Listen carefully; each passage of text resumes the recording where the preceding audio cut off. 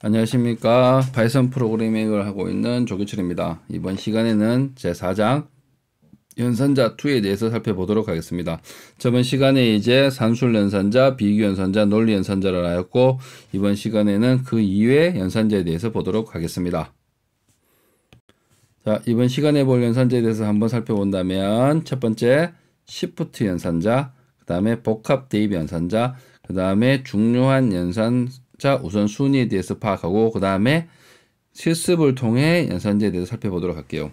시프트 연산자는 뭐냐면 곱하기하고 나누기를 대체할 수 있는 기능으로 비트를 이동시켜 곱하기와 나누기를 해결할 수가 있습니다. 실제 볼 때 한번 보고, 복합 대입 연산자는 예를 들어서 x 더하기 y를 x 더하기 y는 y 이렇게 줄이는 걸 말합니다. 이걸 복합 대입 연산자라고 부르고, 많은 종류들이 있으니 거기에 대해서 한번 다뤄보도록 하겠습니다. 자, 그 다음에 연산자 우선순위를 볼게요. 연산자 우선순위는 뭐냐면 예를 들어서 5 더하기 6 곱하기 7 이런 식이 있다면 이 연산자 우선순위가 높겠죠? 하지만 갈로를 치면 어야 됩니까? 이게 먼저입니다. 즉 이런 식으로 연산자의 우선순위를 바꿀 수 있는 방법도 존재하고, 아니고 그 다음에 또 어떤 식이 있냐면 연산자끼리 우선순위가 존재가 합니다. 그래서 무엇을 먼저 처리하고 그 다음에 무엇을 처리해야 될지를 알아보도록 하겠습니다. 그 다음에 실습을 통해서 확인을 해 보도록 하겠습니다. 이번에는 시프트 연산자에 대해서 살펴보도록 하겠습니다. 시프트 연산자는 만약에 4비트만 있는 경우라고 가정할게요. 하나, 둘, 셋, 네 자리가 있습니다. 만약에 이쪽으로 비트를 밀라고 했습니다. 1비트를 밀라고 하면 1, 2, 3, 4라면 4비트니까 공간을 하나, 둘, 셋, 네 개 있다고 가정하고, 1은 나가고 2, 3, 4, 새로운 비트 5가 들어옵니다. 이렇게 한 비트 미는 겁니다. 만약에 2비트를 밀려면 어디 되겠습니까? 1과 2는 나가고 3, 4, 5, 6이 들어오겠죠.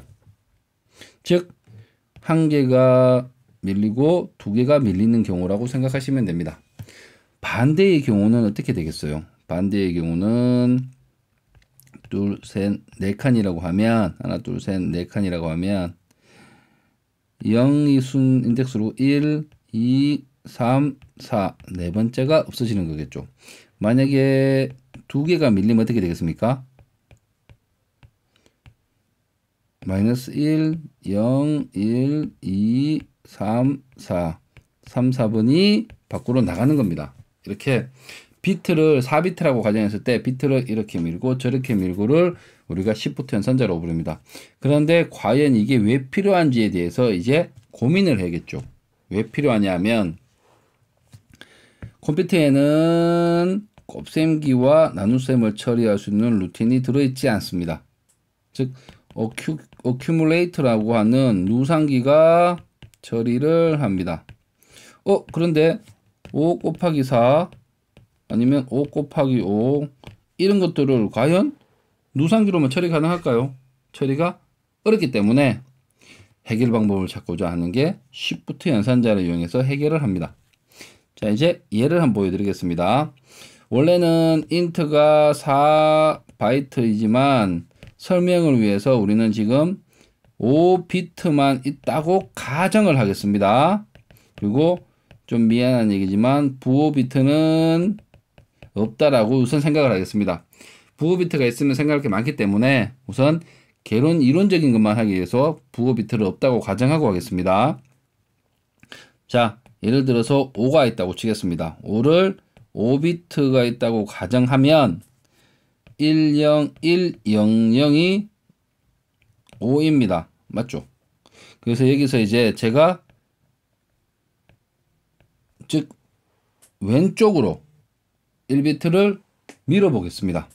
왼쪽으로 1비트를 밀면 어떻게 됩니까?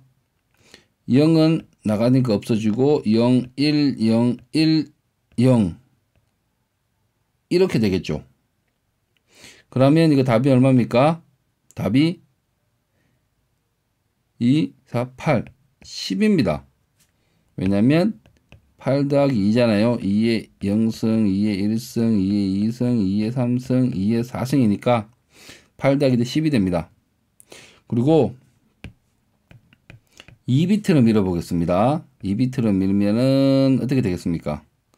하나, 두 개가 나가고 1, 0, 1, 0, 0 두 개가 더 들어오겠죠. 이거를 계산하면 답이 20이 됩니다. 즉 어떻습니까? 해결 방법 보면 5 곱하기 2가 이거고 5 곱하기 4는 이게 되겠죠. 맞죠? 그래서 이제 이게 중량근 개념으로 풀기 시작할 수 있습니다. 자, 이제 설명을 위해서 위에를 잠시 지우겠습니다.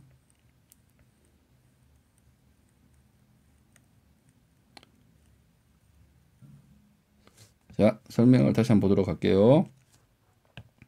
5 곱하기 4 쉽게 생각하면 5 곱하기 2의 2승입니다.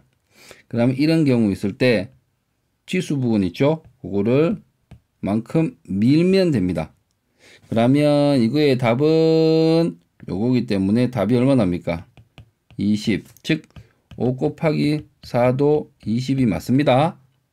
자, 이런 식으로 풀면 됩니다. 자, 그리고 이제 반대의 경우를 한번 해보도록 할까요? 자, 반대의 경우를 하기 전에 먼저 20이라는 값을 가지고 해볼게요. 반대로 1을 땡겼습니다. 그러면 이건 어떻게 돼요? 20이니까 1, 0, 1, 0, 0입니다. 이거를 반대쪽으로 땡겼으니까 새로운 비트 하나 들어오고 1, 0, 1, 0, 0은 잘립니다. 그럼 어떻게 돼요? 이거 해석하면 요거 10입니다. 즉 20 나누기 2의 1승입니다. 그리고 20 나누기 2의 2승은 어떻게 하면 되겠어요? 요 지수를 이용해서 풀어야 되니까 어떻게 하면 돼요? 20의 반대쪽으로 2비트를 땡기면 돼요. 그러면 어떻게 되는 거 볼까요? 0, 0, 1, 0, 1이 됩니다. 그러면 답이 5입니다. 즉, 요 지수 부분을 이용하면 된다는 겁니다. 자, 이제 다시 한번 정리를 하도록 하겠습니다. 이제 시프트 연산자를 다시 해보도록 하겠습니다. 자, 좀 곱하기만 할게요. 5 곱하기 4, 5 곱하기 2의 2승입니다. 맞죠? 이거를 정리하면 2비트를 밀면 되고, 자, 5 작으니까 큰 수로 하겠습니다. 20 나누기 4는 어떻게 하면 됩니까? 20 나누기 2의 2승입니다. 그래서 20 반대 방향으로 2비트를 땡겨주면 됩니다. 이제 일반화로 좀 시켜보겠습니다. x값이 주어지고 곱하기 2의 n승이라면 이거를 어떻게 줄일 수 있냐면 시프트 연산자 쓰면 x n비트만큼 밀어주면 돼요. 그리고 y 나누기 2의 n승이라면 y 반대 방향으로 2의 n승만큼 땡겨주면 됩니다. 자, 이렇게 해서 풀면은 시프트 연산자가 해결이 됩니다. 자, 예를 들어 볼게요. 쉽게 예를 들어서 뭐 이런 경우는 안 될 수도 있다고 생각하는데 5 곱하기 7 이거는 2의 n승이 아닙니다. 하지만 5 곱하기 8 빼기 1로 처리할 수 있겠죠. 그러면 5 곱하기 2의 3승 빼기 5입니다. 즉 어떻게 풀어낼 수 있어요? 5를 어떻게 해야 돼요? 어떻게 합니까? 3비트 절로 밀고 곱하기니까 그 다음에 빼기 5를 해주면 됩니다. 즉 곱하기 연산이 쓰일 일이 없습니다. 그래서 이렇게 하기 때문에 모든 곱하기나 나눗셈은 시프트로 연산자로 거의 표시할 수가 있습니다. 자, 시프트 연산자가 써서 곱하기하고 나누기를 대체하고 있으니까 이 점을 꼭 기억하시고 공부를 하셨으면 좋겠습니다. 자, 이번 시간에는 복합 대입 연산자에 대해서 살펴보도록 하겠습니다. 복합 대비 연산자는 연산자 두 개가 겹쳐서 활용하는 경우인데, 이때는 제 생각에는 더 중요한 것은 누적이라는 개념을 반드시 기억하셨으면 좋겠습니다. 자, 예를 들어 볼게요. x는 x 더하기 y, x는 x 빼기 y, x는 x 곱하기 y, x는 x 나누기 y. 이런 네 가지 식을 우선 적어 봤는데요. 이 네 가지 수식은 잘 보시면, 자, x가 다 어떻게 됩니까? 다 반복이 됩니다. 영어권 문장에서는 반복되면 가만히 놔두진 않잖아요. 그래서 어떻게 하느냐? 이것들을 한 가지를 생략이 가능합니다. 앞에 거 생략하면 의미가 사라지니까 앞에 건 생략하지 않고 어떻게 하냐면 x는 x를 빼서 더하기 y, x는 빼기 y, x는 x 곱하기 y, x는 나누기 y. 이런 식으로 우선 x를 뺐습니다. 자, 그리고 나서 본론인, 그리고 중요한 거는 두 개의 연산자가 겹치면 등호는 반드시 뒤로 가야 됩니다. 그래서 y 빼기 y 곱하기 y y 이런 식으로 표시합니다.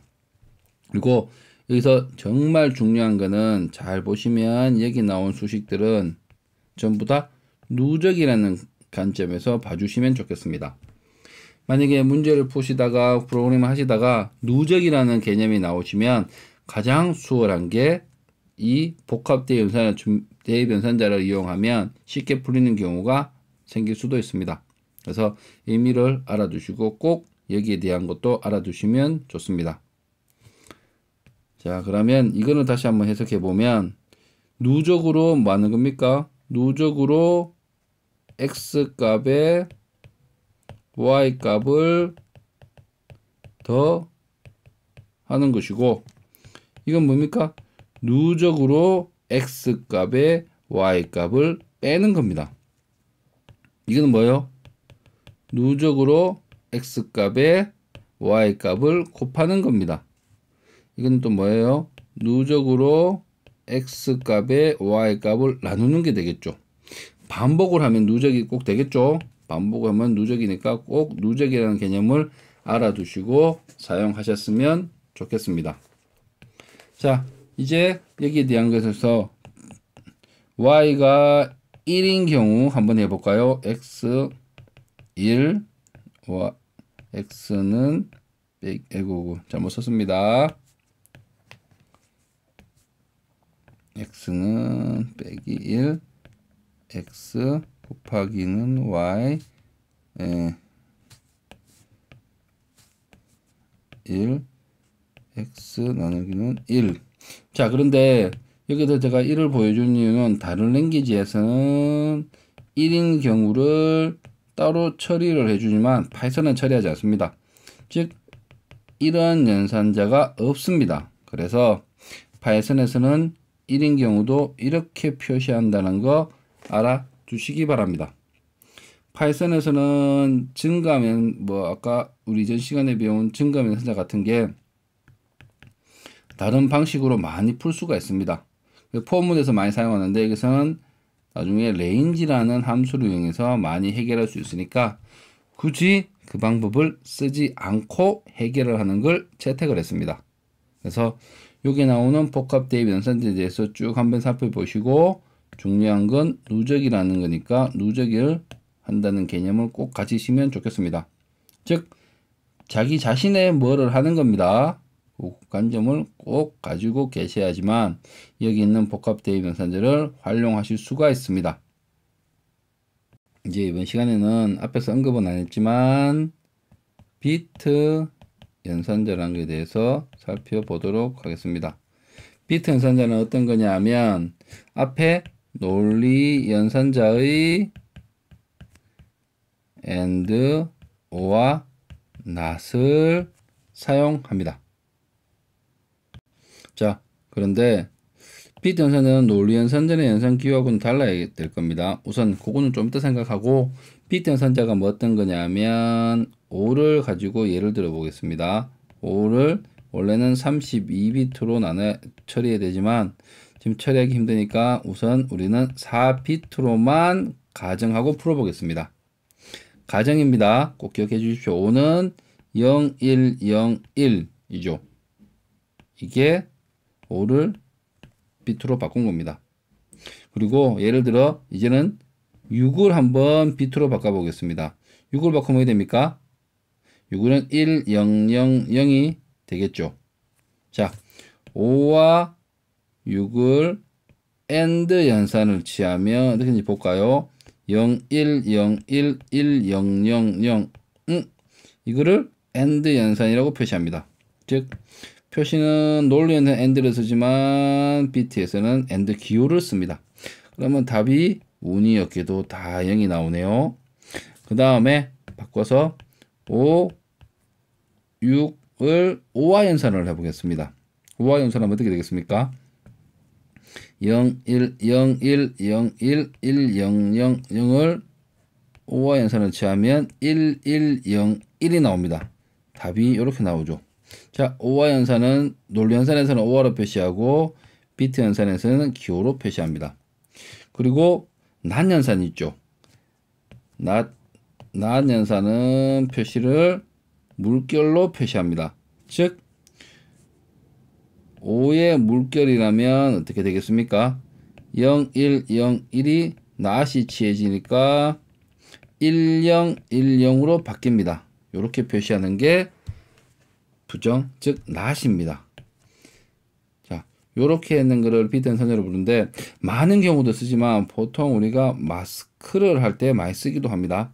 예를 들어 문제가 어떤 게 생기냐면 1, 0, 1, 1, 1, 1, 0, 1이라고 있습니다. 앞에 4비트, 뒤에 4비트가 가정했을 때 문제가 뒤에 4비트만 값을 취하고 싶다라고 했습니다. 그럼 어떻게 하면 될까요? 00001111을 어떻게 연산하면 돼요? 이거를 AND 연산 취해 볼게요. 그럼 00001101 즉 뒤에 4비트 값이 그대로 계산되어져 나옵니다. 맞죠? 이렇게 할 때도 사용하고 많은 인베디드 쪽에서도 프로그램에서 사용도 합니다. 그러니까 이런 것도 알아두시면 나중에 이용하니까 꼭 알아두시고 우리가 흔히 이렇게 해서 이렇게 이런 값을 이용해서 위에서 특별한 뭐 범위나 값을 빼낼 때 쓰는 거를 우리가 마스크라고 부르기도 합니다. 네트워크 쪽이나 다른 프로그램도 많이 쓰니까 마스크라는 개념을 알아두시고 쓰시면 되겠습니다. 이번에는 연산자 우선 순위에 대해서 살펴보도록 하겠습니다. 자, 먼저 살펴봐야 될 게 OP 하나 있고 OP 주위에 항이 두 개가 있습니다. 자, 이거를 위에 거는 단항 연산자라고 부르고 밑에 거를 이항 연산자라고 부릅니다. 자, 그러면 연산자 우선 순위를 할 때 좀 편법이지만 중요한 게 솔로 우대 정책이라는 말을 좀 기억하시면 좋겠어요. 자, 첫 번째 뭐가 나오냐면 연산자 중에 가장 높은 놈은 뭘까요? 우리가 알고 있듯이 갈로입니다. 갈로는 5-6 곱하기 7이 있으면 갈로를 치면 어떻게 됩니까? 원래 이거지만 우선순위가 이걸로 바뀝니다. 우선순위 자체를 옮길 수가 있습니다. 그래서 갈로가 절정구고 그 다음에 단항과 이항이 있는데 솔로 우대 정책에 의해서 뭐가 되겠습니까? 그 다음에 나오는 게 단항입니다. 단항 연산자가 나올 수 있습니다. 자, 여러분들이 많이 받는 것 중에 지금 했으면 좋겠지만 제일 먼저 여러분들한테 알아뒀으면 좋은 게 not x 맞죠? 그리고 not y 요거 두 가지가 단항 연산자입니다. 나머지도 더 있을 수 있지만 우선 요것만 하도록 하고 세 번째 이항 연산자가 있습니다. 이항 연산자는 보면 첫 번째가 우리 배운 게 산술 연산자, 두 번째 뭐가 되겠습니까? 부모님의 곱하기하고 나누기를 대체할 수 있는 시프트 연산자. 자, 그 다음에 비교하고 논리가 있었습니다. 비교의 결과를 논리가 쓴다라고 이전 시간에 얘기했잖아요. 그래서 비교 연산자가 있고 그 밑에 논리 연산자가 있습니다. 자, 근데 지금 비트 연산자가 빠졌잖아요.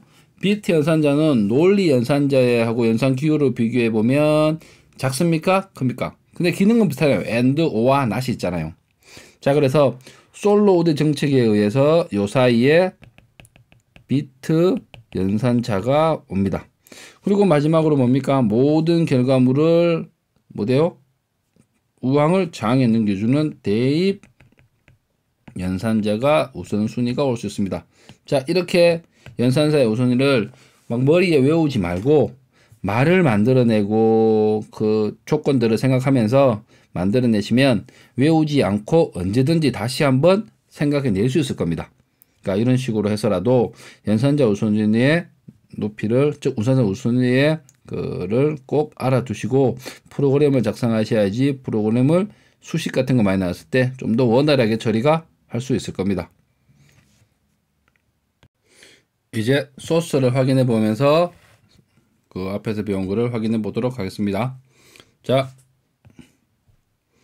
첫 번째로 이제 x가 3, y가 2인 경우 이거를 시프트 연산자를 통해서 계산한 결과값을 보겠습니다. 우선 곱하기 1을 하면 6이고 곱하기 4를 하면 12가 되겠죠. 이거를 시프트 연산 바꿔볼게요. 1는 22. 이제는 반대로 나누기를 해보도록 하겠습니다. g가 12라면 g 반대 방향으로 g 나누기 2는 6, g 나누기 4는 3이 되겠죠. 이거를 이제 이거를 시프트로 바꿔볼게요. 1 g를 2비트 당기는 거 하면 나누기가 됩니다. 자, 여기서 이제 우리가 확인해 볼게. 곱하기는 이쪽 방향으로 하는 시프트 연산이 되고 왼쪽 시프트가 되죠. 그리고 뭡니까? 나누기는 뭐가 됩니까? 오른쪽 시프트로 대치가 됩니다.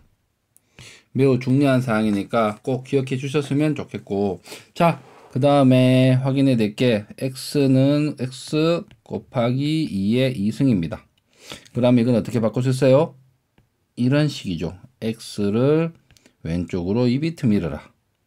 자, 그리고 이제 밑에 값 확인해 볼 거예요. g 나누기 4가 있습니다. 이거는 g 나누기 2의 2승입니다. 이거는 어떻게 시프트가 됩니까? g 오른쪽으로 2만큼 시프트 연산을 하면 됩니다. 자, 이제 이건 됐고 이제 그 다음에 뭘 확인해야 됩니까? 그 다음으로 확인할 사항을 보도록 할게요.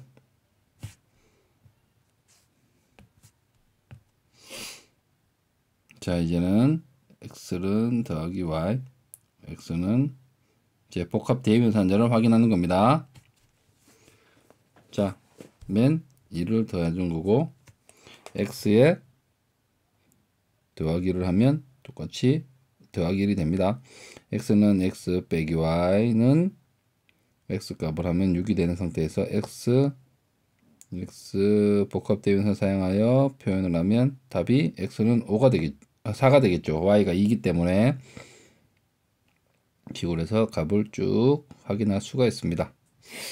자, 설명은 다 확인하고 소스를 다 출력하고 확인해 보도록 할게요.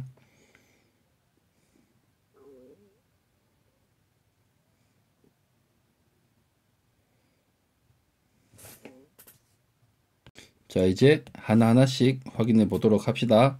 자, x는 원래 얼마입니까? x는 위에서 걸막해서 x는 3, y는 2입니다. 자, 이거 줄이면 x는 3 더하기 2니까 답이 x는 5가 되겠죠. 5가 됐습니다. 이제 요거를 추격연산자로 표시하면 이렇게 되겠죠. x 더하기는 y. 그러면 x가 얼마입니까? 3에 2를 더하니까 x가 지금 위에서 5가 됐잖아요. x가 5가 됐으니까 5 더하기 2가 되겠죠. 그래서 답이 7이 됩니다. 그리고 x에 더하기 1에서 x를 더하기 1을 하고 다시 x에 넣으라고 했습니다. 그러면 x가 위에서 7이었으니까 더하기를 하니까 x는 8이 되겠죠. 답 8이 나왔습니다.